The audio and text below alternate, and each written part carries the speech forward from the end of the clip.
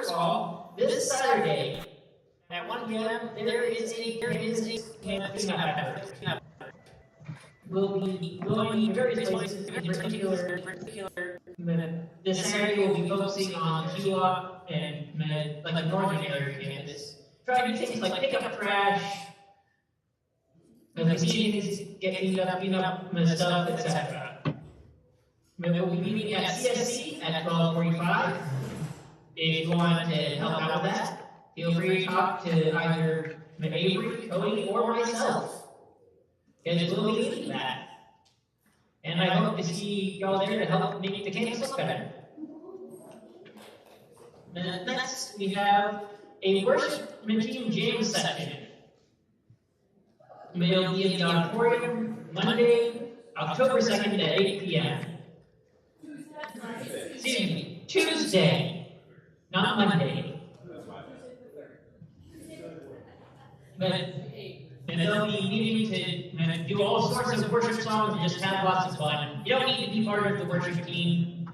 This is just worshiping with the worship team and jamming out.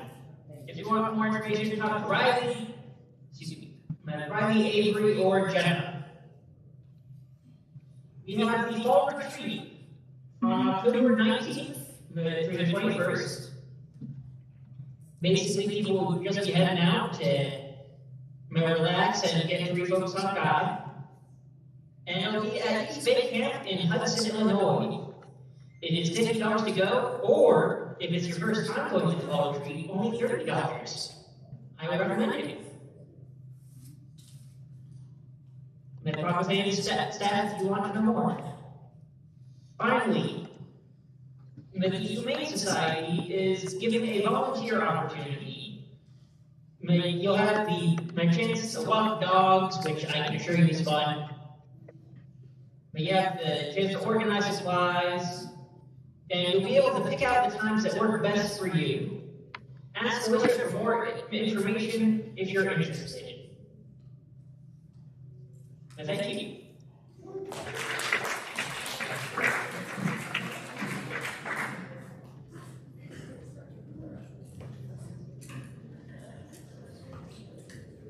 All right, thank you, Al. Yeah, that's my bad. I made that slide that said Monday, so I'm sorry. Obviously, that's false. All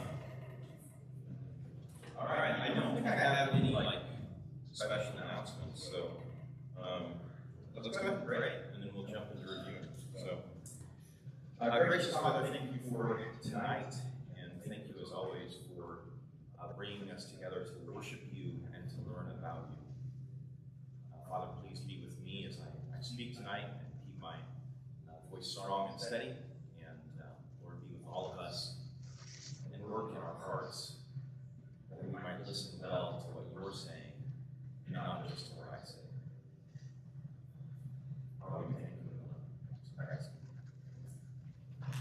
All right, so last week we spent our time in John 6 looking at the feeding of the 5,000.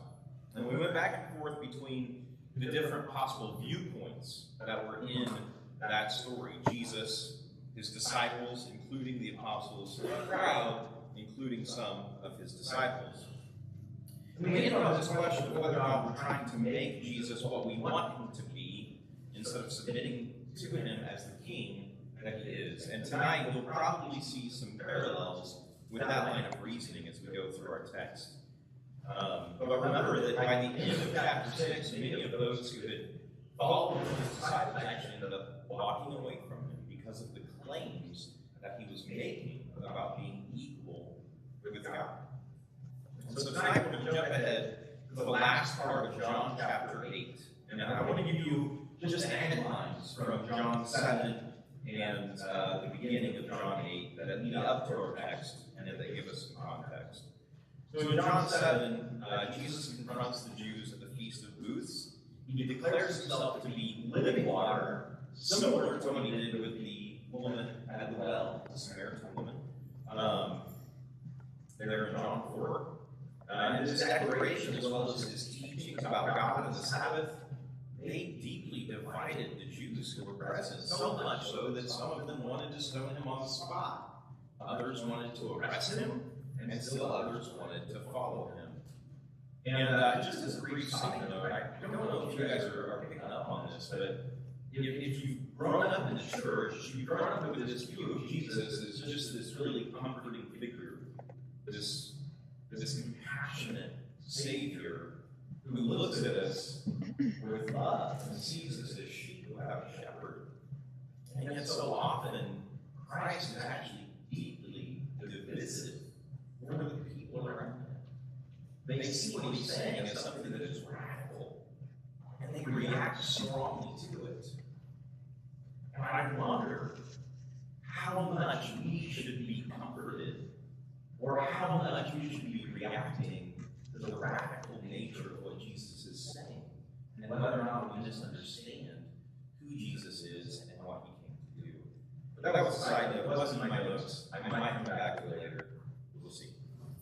So at the end of John 7, we see Nicodemus from John chapter 3 actually stand up for Jesus and say, hey, look, we don't condemn anyone without fair hearing, right? We need to listen to what he has to say before we just condemn him.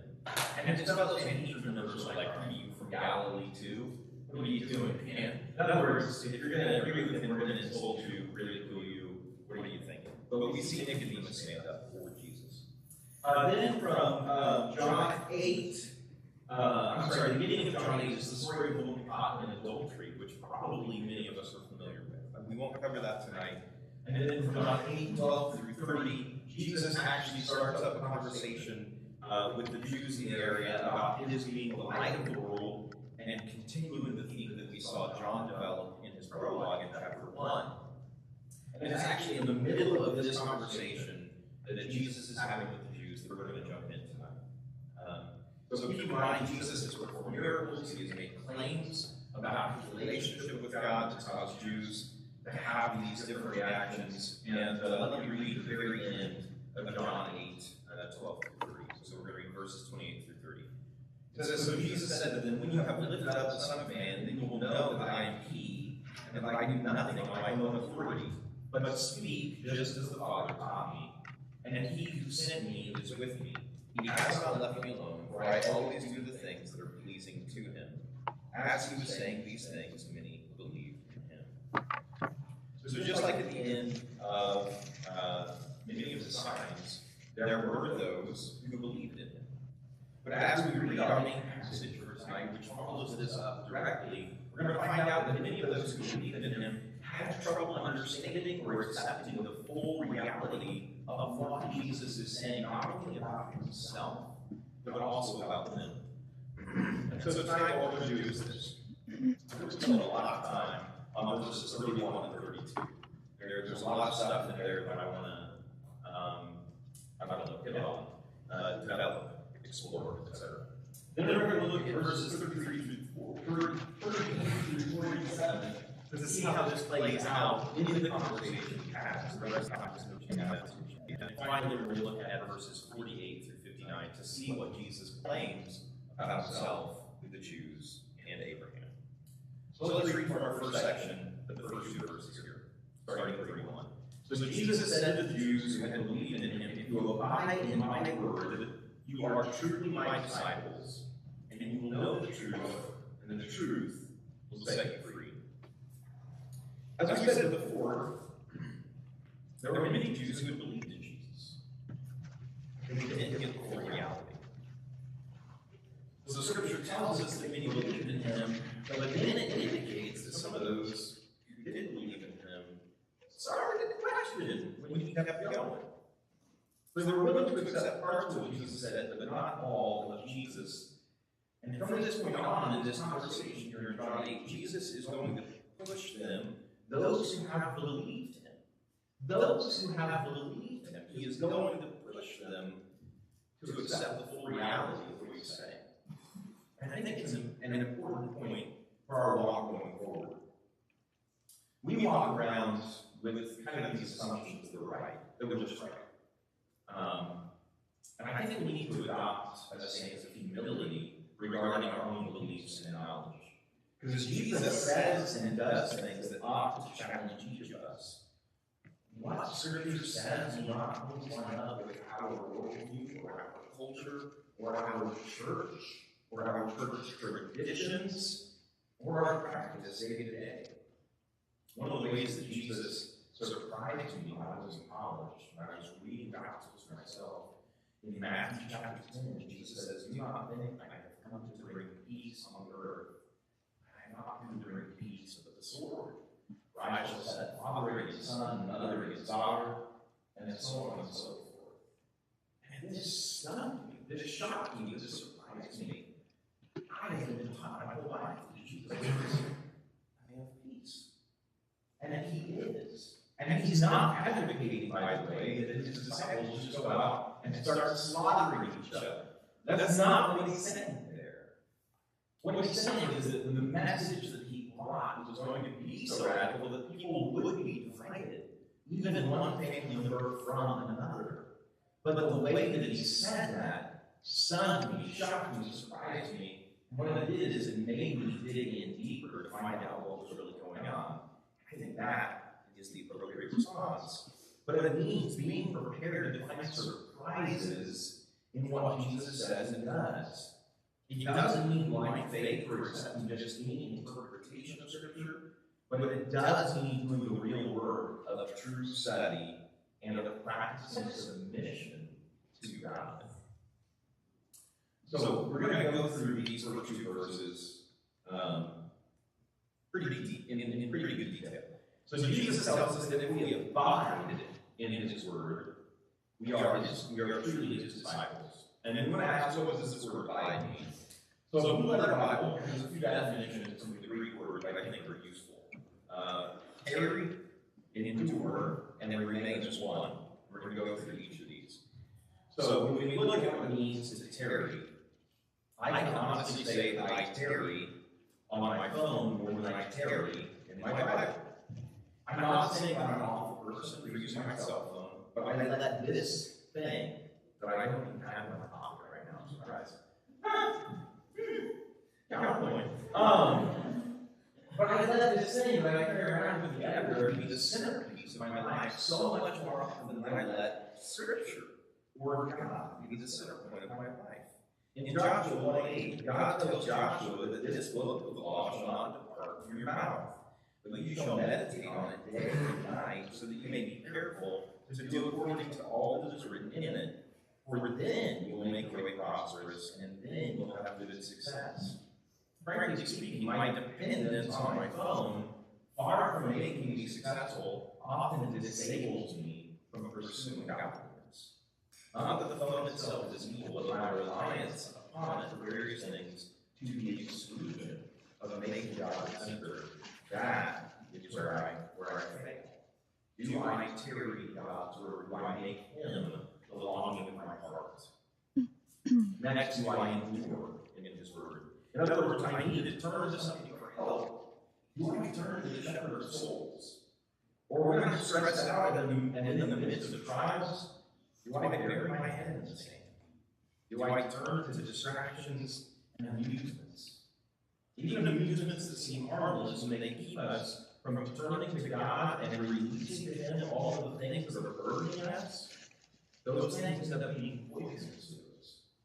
It's like needing a bandage replaced, a fresh bandage placed on an old wound. And instead of going and getting a fresh bandage so you can heal, you just pop paint for the problem. And it doesn't help us.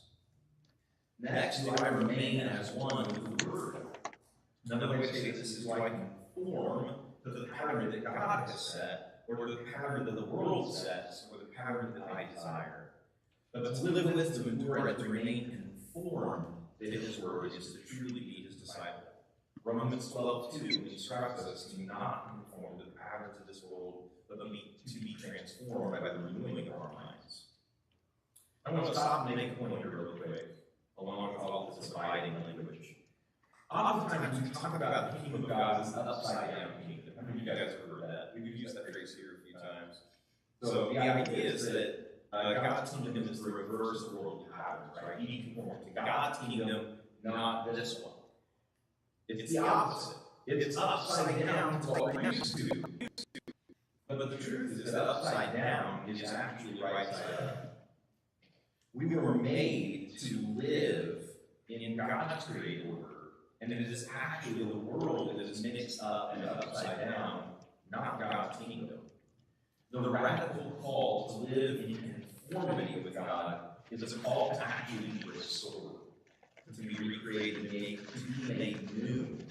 It is the new life that Jesus was talking to Nicodemus about in chapter 3. To conform to Jesus Christ, and the word is to conform again to that good purpose for which we were made. Moving on to verse 32, I want to spend some time with this idea of truth. Jesus says that if we abide with his word, we will know the truth. And then we could spend a lot of time talking about philosophical definitions of truth. How many of you guys would be really excited about that? That was about how many I thought. 3 or 4 would be great. So like I said, I'm just going to give one, and then I'm going to talk about something I think is more helpful. Okay, something I think that'll do more of us more good.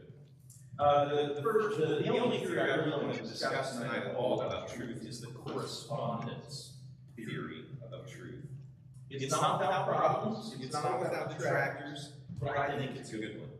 It essentially says that a proposition or a statement is true if and only if it corresponds to reality.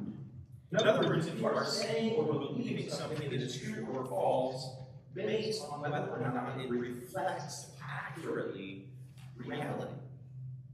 And that seems really intuitive. There's one reason I like it so much.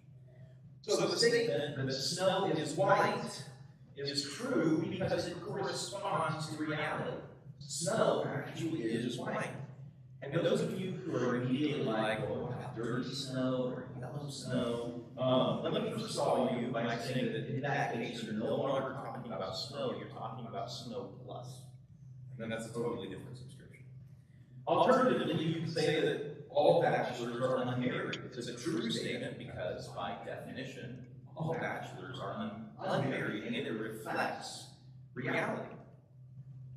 Now, some of you are totally just zoned out, you don't care about philosophy or theories of truth, but I hope to bring this up again at the end, because I think you can help us to make a strong point about the nature of Jesus Christ. So I hope that you're tracking with me. For most of us, though, I think a more helpful thing would be to point out that truth is something you have to dwell with. As a philosophy major here at Western, I got it into my head that I could just argue someone into seeing, understanding, and accepting the truth. And I don't mean argue in the negative, angry sense of like your parents having an argument. I'm talking about the logical kind of argument, where you set out premises that lead to a conclusion, and you can guarantee that the conclusion based on the logic of and the truth of the premises. I had in my head that if you just give someone a good, valid, sound argument, you can convince them of the truth. With this experience, I've come to learn that we just don't tend to accept truth based on logic. That's just not often how we operate. Some of us, more than others, are this way. But for most of us, that's not how we come to believe truth. Ask yourselves this. Do I know every true statement? No.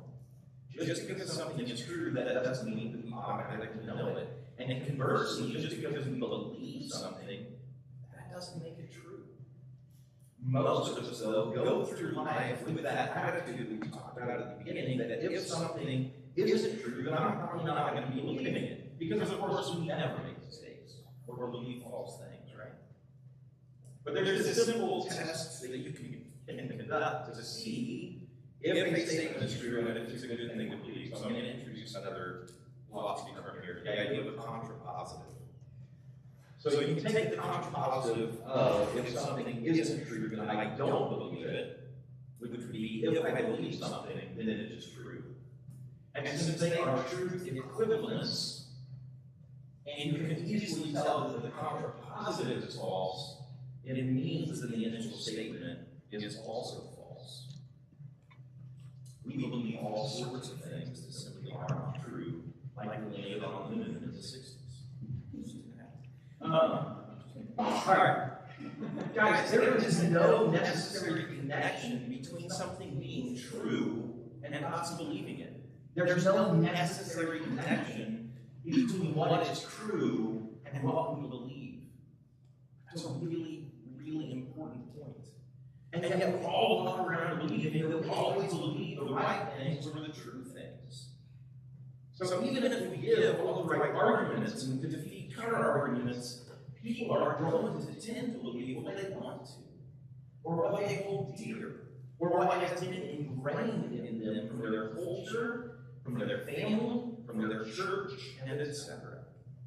Truth and believing the truth is rather something that we have to abide with. We have to spend time with truth in order to accept it. And not just time, it's not just about time, but we have to spend time genuinely attempting to understand and to submit to truth in order to believe rightly. And this goes back to this idea that we need humility in what we believe, how we believe, and how we treat others in our beliefs. So Jesus makes a statement about knowing the truth by dwelling on his word in the midst of people walking away from him, because he made such bold claims about his nature and his authority. They didn't walk away from him because of the feeding of the 5,000, or because he healed somebody on the Sabbath. They didn't walk away from him for his miracles. They walked away from him because of the things that he claimed in conjunction with those miracles. But it was the people who spent time with him, who learned from him, who listened to him, and didn't require their own demands of him, who learned and knew the truth about Jesus. Not to say they never questioned, not to say they never doubted, but they spent time with him. They let him address those things. And they waited in humble patience, some more patient than others here, to see what he would have to say. So Jesus says that if we abide with him, then we will know the truth. We want to know the truth, we must dwell with it. We must endure in it, even when there are really tempting bodies and distractions all around us. And we must conform with it, even when it is more convenient or comfortable to conform with something else. And then Jesus says that knowing the truth is going to set people free. How is it that knowing truth can set you free? In this case, I really think Jesus is indicating two things about truth that are a little bit unusual for us to consider. The first is that truth is personal. I just gave you the correspondence theory of truth, but honestly, as a Christian, we can toss that out. And just, Jesus is truth. Truth is a person. And I'm not just saying that whimsically. I'm not just inferring that from this text, but Jesus actually says that himself in John 14:6. He says, I am the way and the truth and the life. No one comes to the Father except through me. And so you can reimagine verses 31 and 32. If you abide with me, you will know the truth, and I will set you free. Truth is a person, and that person desires to live abundant, free lives based on his life, based on truth. The second thing that he's indicating is that truth is faithfulness and integrity, not just like these sterile facts or things that we do, right? There's something more to it. When we believe that something is false, we're actually trapped by an unreality or by a false reality. Just as a simple example, when people deny, and there are people who deny this, but when people deny that there was a terrorist attack on the Twin Towers on 9/11, they're living in a false reality, and that belief causes them to believe other things, like the media or the government or insert whoever is behind this conspiracy is out to get us. They're just lying to us, all these other things, and it just changes radically the way that they conduct their lives. On the other side of that, when someone believes that all Muslims celebrated 9/11, they have a tendency to become prejudiced, and may even attempt to kill them. And both the belief that all Muslims celebrated it and the attempt to kill them is wrong. It's false. And it dictates the way that they live their lives and think about reality. Truth is not just, but it is faithfully living according to what is true. Which is why it's so important that we spend time with truth. Why it's so important that we're humble and we're working through these things continually. If Jesus is the Son of God, not in the flesh, we have to live according to that reality, which is reality with a capital R. Believing that Jesus is the Son of God will never just be an acknowledgement that he says he's the Son of God. We will be living with the implications and the consequences of that belief. It will change our lives. When we believe rightly, we live rightly. Now, we spent a lot of time on just these first two verses, and we're going to move on. We're going to be going through the rest of it much faster, breakneck speed in comparison. But I think it's really important to lay that groundwork because it sets the tone for the rest of this conversation. So, verses 34, 33 through 47, Jesus gives a much more holistic explanation of what salvation is to the Jews.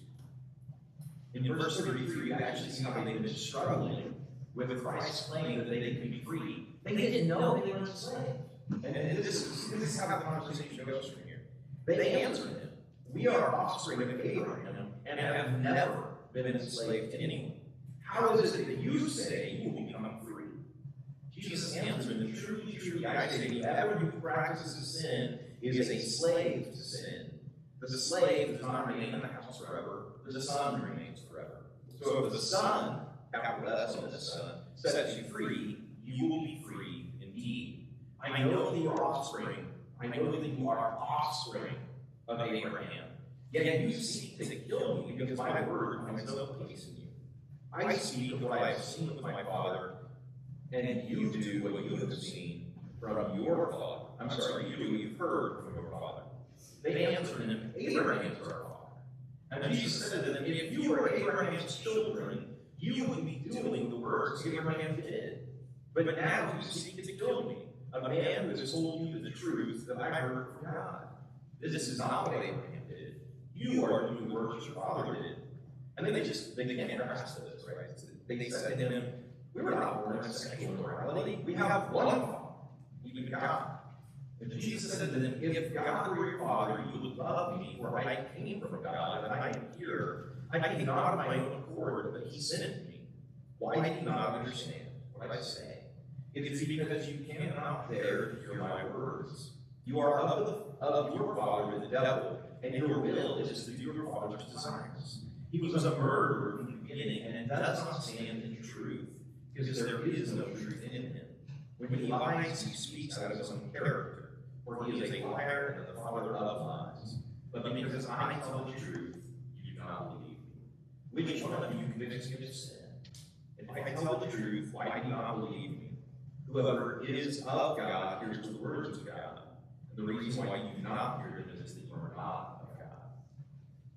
So they weren't seeing truth as God's self-revelation to the world. They were seeing truth as this sterile written text so that they could manipulate the way that they wanted it. The Pharisees in particular saw their freedom not in God's promises, not in God himself, but in sterile obedience to their own interpretations of what God wanted.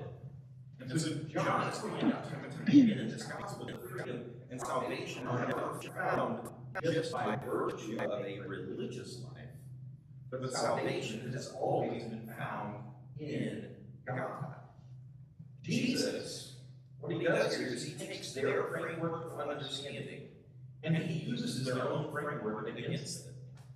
What I mean is this: the Jews believed these two things that were kind of contrary to one another. On the one hand, they believed that as a nation, because they were the offspring of Abraham, salvation was guaranteed. We belong to Abraham. We're not condemned. We're the chosen people of God because we're the offspring. On the other hand, they believed that their individual righteousness came from their own works, on how well they obeyed the commands found in the law. And Jesus takes both of these things and he says, look, even if you're by your own standards, you're just wrong. He says that just because they're the physical descendants of Abraham, that doesn't make me sure of Abraham. He says if you want to measure righteousness based on works, you're not even doing the things that Abraham would have done. You're not acting righteously. You're doing the things that Satan would do. And these are fierce words. But they're words that we need to pay attention to and evaluate in our own lives. When we look at how we live, when we look at how we treat other people, do we assume that we're safe because of our social connections, including our families and our churches? Do we assume that because we're talented or involved in the church, that we're righteous? If this doesn't seem like a fair analysis of the Jewish nation at the time, remember that Abraham received the angels of the Lord at Mamre in Genesis 18. Abraham didn't try to kill the messengers of God. You know what he did? He made them a feast. He said, these are the angels of the Lord. Let me go and prepare the fattened calf, and let me make you bread. And he makes way more than 3 people could have eaten. He receives them with humility, and he receives them with hospitality. Jesus says Abraham recognized and received these messengers of God, but the Jews were doing the opposite. They were more in line with the Israelites during the divided kingdom. You know what they did with the prophets that God sent them? They killed them. He said, you are speaking against us, and we don't want to hear it. And they would kill the people that God had sent to confront them. In verse 44, Jesus makes it clear that Satan acts out of his own nature, his own character. So do the Jews who are around him. Deceit and murder are in the character of the devil. In the garden, Satan lied. Satan lies today. And I want to take a step back, because the language here is really harsh. And I want to use a little bit softer language towards the Jews here. I don't think that Jesus is saying that they were intentionally or knowingly following Satan. But because their desires and their wills lined up with Satan's, they weren't lined up with God's. And they didn't realize this, and he's trying to push them to understand it and accept it by using language that is meant to shock them. There is something that is preventing them from believing the truth, and it isn't logic. It isn't a lack of reason. It was an unwillingness to accept the truth. Instead of abiding with God, they wanted to abide in their own little worlds. And it isn't that they wanted to be bad people or bad believers or believers of falsehood, but it's going to take harsh language to break them free from a certain mindset.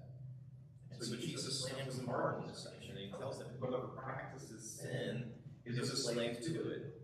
In other words, you want to be evaluated by your actions, let's take a look at it. It just strikes us as familiar because it's actually the same principle Jesus uses in Matthew 7. He says, beware of false prophets who come to you in sheep's clothing, but inwardly are ravenous wolves. You will recognize them by their fruits. Are grapes gathered from thorn bushes or figs from thistles? So that every healthy tree bears good fruit, but the diseased tree bears bad fruit. And in John 13:35, he says, by this, all people will know that you are my disciples, if you have love for one another. And so this accusation against them is that their spiritual fruit is in line with murder, deceit, and self-righteousness, which is characteristic of the devil, not Abraham. In other words, instead of abiding with God, they're abiding with the father of lies. And Jesus doesn't just leave it with his criticism, by the way. He says the slave doesn't remain in the house forever, but the son remains forever. In other words, anyone who is a family member always has a place in the family. Slaves don't have any inheritance in the family. They don't take on the family name, they don't have the rights of the family property, they don't share in the benefits of the family. The son does. The son has all of those benefits, and Jesus says the son can impart those things to the slave. What happens when a son sets a slave free? He's free. And not just free from sin or free from oppression, but actually free to be family in this case. Jesus is saying that kinship isn't in genetics, it's abiding with him. And he's actually inviting the Jews to recognize this, and he's inviting them to abide with him. His language seems harsh, but he is leaving the door open for them to recognize truth and to conform to Jesus and the new life that they can have in God, the new life that enables new living. And the struggle for the Jews, as Jesus makes it clear in 44:37, is because they don't even recognize whose children they are. They're starting to understand the freedom that he's offering them. If you can't see that you're in a trap, how can you want out of the trap? So he's trying to open their eyes to what's going on. When we abide with the world, we shut off our ability to hear from God. So now let's turn to our last section for tonight, verses 48 through 59. The Jews answered him, "Are we not right in saying that you are a Samaritan and have a demon?" Jesus answered, wait, why did I have to ask him that? Why didn't they just say it? I don't know how to get it. Just say it. Jesus answered, "I do not have a demon, but I honor my Father, and you dishonor me. Yet I do not seek my own glory. There is one who seeks it, and he is the judge. Truly, truly, I say to you, if anyone keeps my word, he will never see death." The Jews said to him, "Now we know that you have a demon." They weren't certain before. "Abraham died, as did the prophets, yet you say, if anyone keeps my word, he will never taste death. Are you greater than our father Abraham, who died, and the prophets died? Who do you make yourself out to be?" Jesus answered, "If I glorify myself, my glory is nothing. It is my Father who glorifies me, of whom you say he is our God. But you have not known him. I know him. If I were to say that I do not know him, I would be a liar like you. But I do know him, and I keep his word. Your father Abraham rejoiced that he would see my day. He saw it and was glad." So the Jews said to him, "You are not yet 50 years old, and have you seen Abraham?" Jesus said to them, "Truly, truly, I say to you, before Abraham was, I am." So they picked up stones to throw at him, but Jesus hid himself in and out of the temple. In verse 49, the implication that Jesus makes is that if you dishonor Jesus, you dishonor the Father. He's making a really strong implication here. In verse 50, as opposed to what the Pharisees were doing, Jesus is saying, "I'm not doing this out of self-interest. I'm doing this to glorify my Father, and my Father seeks to glorify me." Verses 51 through 53, Jesus says this thing where he's able to make distinctions that the Jews seem to struggle to make. He says that whoever keeps his word will never see death. And it is harkened back to the very beginning of our passage about abiding in his word. Abiding in the word of God not only sets us free from sin, but it sets us free from death. And once again, the passage makes it clear that the Jews weren't able to make a distinction between physical death and spiritual death for some reason. And we have to fight the temptation to only see things on the material level here, because Jesus is speaking about spiritual things. He's speaking about preventing spiritual death, of separation from God, not physical death. The Jews weren't able to really believe this, and so they thought, Jesus must have a demon. I mean, if Abraham died, I know he was greater than Abraham. Jesus surely is going to die too. And not only Abraham, but all the prophets, including the greatest prophet, Moses. They all died. So how can Jesus say these things unless he's got a demon? Jesus says some things to try and help them understand. In verses 54 through 56, he interprets scripture concerning Abraham, and he examines the As we noted, the fruit of Jesus is glorification of God, but they in their lives glorify the devil.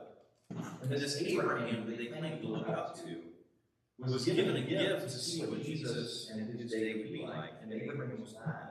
So Jesus is saying, look, the person you claim is your father, he got a glimpse of me, and he was happy for that glimpse. And this is my interpretation here, but I think he's referring to when Abraham went to bring Isaac to sacrifice him. And God provided a sacrifice in the place of Isaac. And Abraham gets this glimpse of, wait, one day God is going to do this for the whole world. And instead of this death that is coming to us all, God's going to provide a sacrifice. for all of us, for the whole world. And he was glad for what he saw. But the Jews were not. The Jews were not like Abraham, and they couldn't stand to hear the words that he spoke, that Jesus spoke. So even though Jesus uses logic and reason and their own beliefs to try and help them see the truth, they didn't seem to be ready yet. Finally, in verses 57 through 59, we see the end of tonight's passage. And to wrap up, I want to turn back to this correspondence theory of truth, which might seem like an odd thing to do right now, but I hope it's helpful. Remember that under this theory, for a proposition to be true, it must correspond to the way the reality really is. Jesus makes this incredibly bold claim in 58. He says, before Abraham was, I am. Jesus was like, dude, you're not even 50.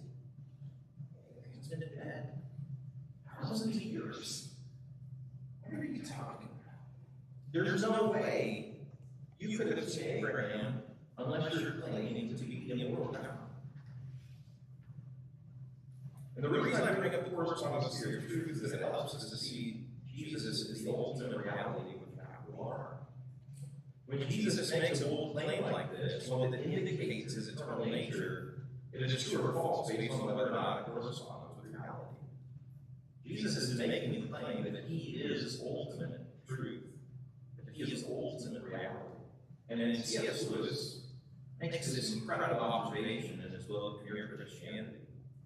He says, I'm trying here to prevent anyone saying the really foolish thing people often say about him. I'm ready to accept Jesus as the great moral teacher, but I don't accept his claim to be God. That is one thing we must not say. A man who was merely a man and said the sort of things Jesus said would not be a great moral teacher. He would either be a lunatic or else the devil of hell. And you must make your choice. Either this man was and is the Son of God, or else a madman or something worse. You can shut him up for a fool, you can spit at him, you can kill him as a demon, or you can fall at his feet and call him Lord and God. But let us not come with any patronizing nonsense about his being a great human teacher. He has not left that option open to us. He did not intend to. Either Jesus is who he claims to be, or he isn't. If he isn't, let us not pretend that there's anything good about it at all. And to the credit of the Jews, they got this logic that C.S. Lewis is pointing out right here. They clearly were able to use reason and logic. And they said, this guy must be the devil of hell. This is where they went. But if he is who he says he is, then let us abide with him. What we believe about Jesus does not change the reality of who he is, but what we believe about him can change us. I've labored hard tonight to show that we humans have this tendency to accept things as true, not based just on logic, but based on what we're used to, what makes us comfortable. For the Jews, it was believed that being Abraham's offspring was enough, or that they could earn righteousness on their own by following the law. And they failed in this case to accept truth because it would have meant that their whole system, their whole understanding of who they were, would have to change. They weren't the special, chosen people of God because they were inherently special, but because God chose them and invited them to dwell with him. It is God who invited them to be holy and set apart. But the question for us is whether we are evaluating what we believe and what the standard of that evaluation is. If we're using family values or popular values to evaluate our beliefs, we need to take a step back. If we think we have the right beliefs and actions merely because we belong to a certain group, we've got the same problems that the Jews had. Then the truth with a capital T, that the person who is truth himself, has invited us to abide with him and to set us free. Can we let go of the things that are tying us down to this world? Can we break our mold of conformity to merely human expectation and instead turn to God, who literally offers us the universe? Why would we be satisfied with what we can achieve on our own when the truth himself has offered himself? The final thing for you guys in particular, you're a really unique place